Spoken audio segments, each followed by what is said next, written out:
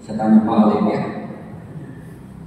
Pak Alek misalnya punya satu genggam tepung, lalu ada sedikit minyak di dalam botol, lalu tiba-tiba Yani lapar, tidak ada makanan lagi, lalu dia bilang, tolong Pak Alek bikin saya roti dengan tepung yang satu genggam tadi dengan minyak yang sedikit. Lalu Pak Alek bikin, kemudian kasih Yani makan. Beberapa hari kemudian tepung yang sedikit tadi tidak pernah habis, lalu minyak yang sedikit tadi juga tidak pernah habis. Pertanyaannya, masuk akal tidak? Menurut Pak Alek?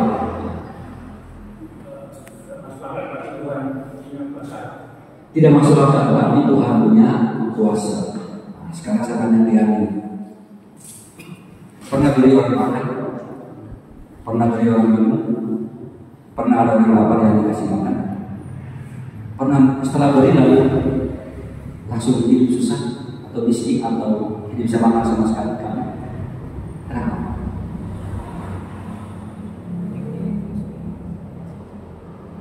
Karena rezeki terus mengalir karena kuasa Tuhan.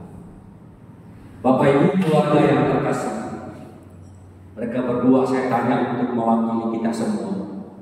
Tidak masuk akal kalau tepung itu sedikit, lalu minyak juga sedikit. Kata janda di satu tadi dia bilang, ini saja tinggal yang kami makan, lalu kami akan mati karena kami tidak punya apa-apa. Tapi Nabi Elia katakan, buat roti untuk saya dan untuk anak-anakku. Dan dia katakan bahwa tepung tadi yang sedikit, minyak yang sedikit tidak habis sampai dengan beberapa waktu ke depan. Kata mereka dua, karena Tuhan punya mau, karena Tuhan punya kuasa. Tadi yang dibilang, dengan memberi makan orang, dengan memberi minum orang, tidak langsung kita jatuh miskin. Bahkan dia bilang tadi, selalu mengalir itu rezeki, karena Tuhan tahu apa yang dia butuhkan. Itu bacaan yang pertama, mengatakan kepada kita bahwa semakin banyak kita memberi kepada orang lain sesama, pintu berkat Tuhan itu selalu datang kepada kita semua. Percaya tidak Bapak Ibu? Percaya tidak? Harus percaya, karena saya sering mengalami. Ya. Tetapi semakin orang itu, kata orang beliku, kedengkul, ya, pelit. Semakin dia pelit, semakin berkat itu selalu terhalang. Percaya tidak? Sekarang ada dua berkat yang selalu datang kalau kita baik hati kepada orang, memberi makan orang, memberi minum orang. Berkat terhalang kalau kita pelit kedengkul kepada orang lain. Mau pilih yang mana? Hah? Pilih yang pertama, beri makan, beri kepada orang yang berkekurangan, dan itu membuat berkat itu selalu datang. Bahkan kadang-kadang tidak masuk akal, ya, tidak masuk akal. Mungkin uang tinggal sedikit, mungkin tinggal sedikit lagi kita punya beras, tapi selalu saja ada. Tuhan punya cara untuk memberi kita rezeki, memberi kita berkat. Asal syaratnya kita buat itu dengan hati yang tulus. Kalian di kampus ini tulus, ikhlas atau tidak? Jangan jawab. Jangan jawab. Kita renungkan di dalam hati kita masing-masing. Tapi saya tahu bahwa kalau orang kampus itu kalau dia beri, itu dia beri dalam hati yang tulus ikhlas. Saya yakin itu ya.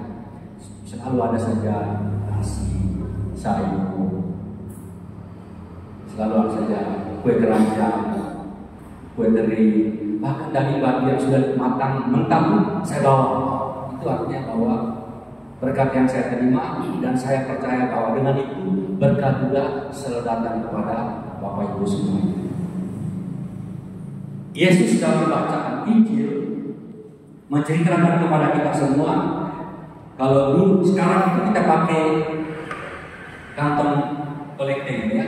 Nah, dulu itu kotak persembahan seperti yang pernah kalian taruh di pintu itu. Dan Yesus itu satu hari dia duduk jaga di pintu seperti Ibu Valen duduk jaga sekarang.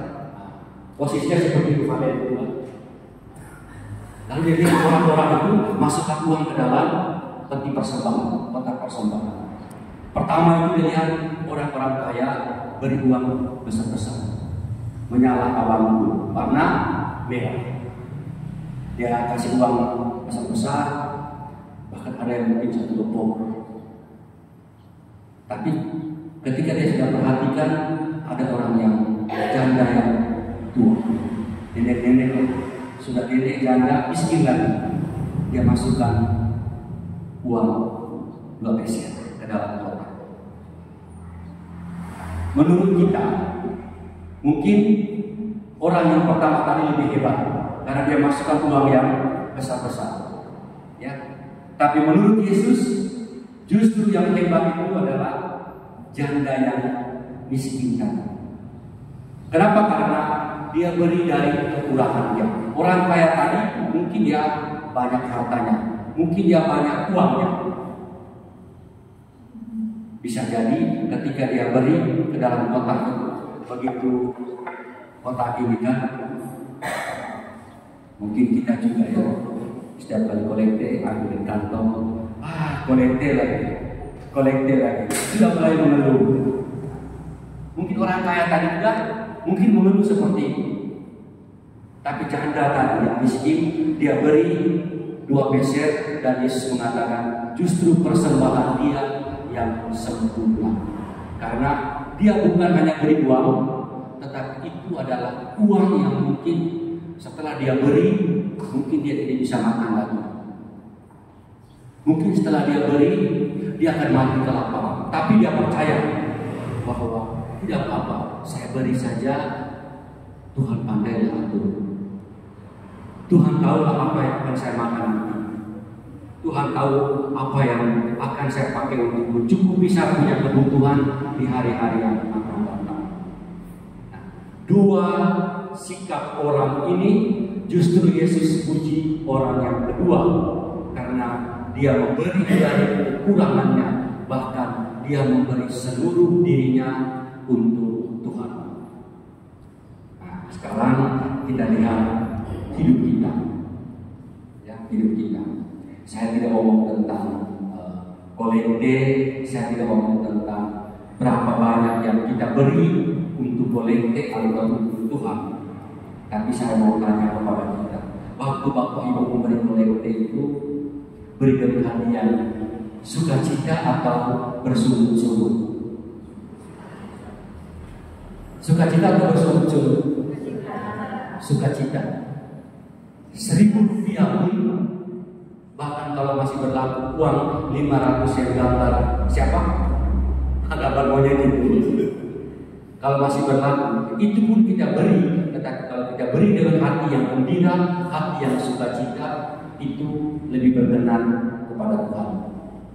Daripada kita beri yang besar, yang banyak-banyak, tapi mulai mengeluh, mulai protes. Percayalah bahwa Tuhan akan tutup dia punya pintu keran berkat untuk kita. Kalau kita mulai banyak mengeluh, mulai banyak protes, maka berilah itu dengan sukacita. Kadang-kadang kita ke gereja, kita isi uang 50.000 di saku ya. Kita kasih di saku lalu kita mampir, beli dulu gorengan atau beli dulu jajan ya. Ambil lalu kemudian jajannya 30.000 kita beli. Lalu kita mikir-mikir, nanti ongkos pulang, kolekte 5.000 lah. Tuhan dapat sisanya. Yang penting kita kenyang dulu, kita dulu, baru Tuhan yang sisanya. Sudah begitu diambil kolekte, mungkin karena buru-buru datang kantor kolekte ini, begitu diambil juga nota yang tadi dia beli pisang goreng itu, semuanya dimasukkan ke dalam kotak itu, kantong itu. Begitu kita itu kolekte, mungkin itu orang bilang cek, ya. Setelah ambil suruh pastornya, suruh bendaharanya pergi benar pisang gorengan. Itu artinya bahwa Tuhan kita kasih yang remah-remah, Tuhan kita kasih yang sisa, Tuhan kita kasih yang ujung-ujungnya. Bukan soal besarnya, Bapak Ibu ya. Bukan soal besarnya sumbangan, uang kolekte atau persembahan kita, tetapi hati yang memberi. Jangankan 500, 100 yang gambar perahu itu masih ingat ya? Kalaupun masih ada, tapi kita beri dengan hati yang sukacita, itu akan lebih didengarkan, lebih sampai kepada Tuhan daripada kita beri yang warna biru, warna merah, tetapi kita beri dengan tidak tulus. Amin.